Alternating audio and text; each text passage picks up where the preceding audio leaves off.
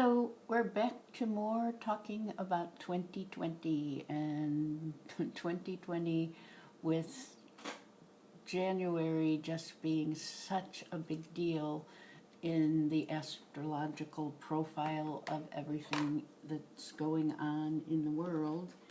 And so I need to pull together my cards that I want to talk to you about. And today is a momentous day. Sunday is a momentous day. What do I mean by momentous? I mean, if you're not into astrology, it might not make a whole lot of sense to you that I'm using that word. That word is one of the things. What's happening on Sunday hasn't happened for 38 years. The last time it was in the sign that Capricorn, that Saturn, Pluto are joining forces. Saturn, Pluto are about transformation, and it affects the whole world. So that's momentous that it hasn't happened for 38 years, but it's what's even more momentous that it's happening in Capricorn, and that hasn't happened for 500 years. And so I talk quite a bit about that in some other videos. I'm going to make sure that I post the links to other videos so you can see about you and your particular sign, how it relates. And what I want to talk to you about today, two things at 2:30, 2:21 this afternoon is the exact time of a full moon. You understand that what happens in a full moon is that the sun and the moon are opposite one another, and that gets us this beautiful full moon. And because the earth is interrupting the pattern, casting a shadow, it's an eclipse.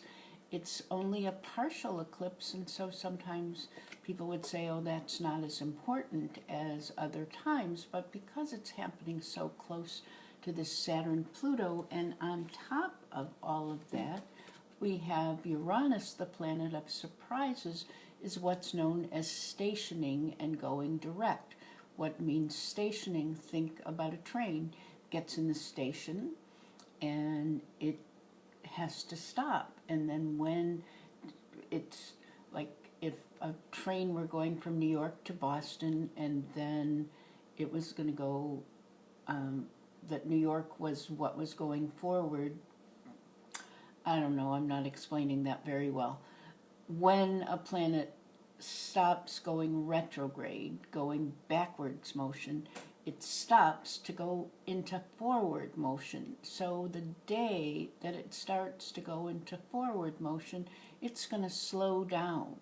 So that means the planet of surprises, the planet of inventions, the planet of reinventing yourself, that's going to slow down today, and that's going to put a kind of pressure. I don't know whether you feel like some added energy around you, but if you do, you're undoubtedly picking up something that's actually happening in the heavens. The planet of reinventing yourself, you might feel more inspired to reinvent yourself because it's slowing down. He said, slow down, let's see how you need to and want to reinvent yourself. Now, remember, I call this the planet of surprises.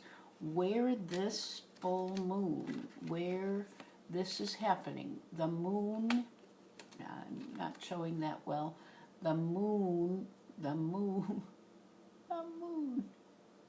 why, the moon is in, sorry, in the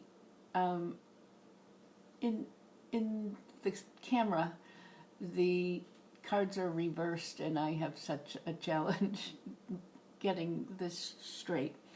The moon is in Cancer, and the moon is in the last 10 degrees of Cancer. The last 10 degrees of Cancer looks like this guy looking at what's in order and something coming out of nowhere. So it's like you could even say, I am surprised that I'm like really ready to stick to my New Year's resolutions. I'm like, now I can go forward. I can really go ahead and reinvent myself in the way I want to reinvent myself. And there might even be some unexpected, lovely surprises that show up in the way. Now, one other element that is happening during this time is that the asteroid known as Ceres, that's spelled Ceres. Think of that's the beginning of the word cereal. The world, many people in the world are fed and nourished by eating cereal. So Ceres is an asteroid that is quite significantly related to how do we nourish ourselves. Asteroids were added to the four Olympic goddesses of asteroids were added to the astrological profile by women in the late 60s because they were concerned that in the planetary palette we have 8 masculine planets and 2 feminine. The Venus and the Moon are the only feminine bodies because the Moon is not a planet, it's a moon. And so they went to the asteroid belt and picked out the 4 largest asteroids and said we should add these to the astrological palette. And so some astrologers use them, some astrologers do not use them. I happen to pay attention to them.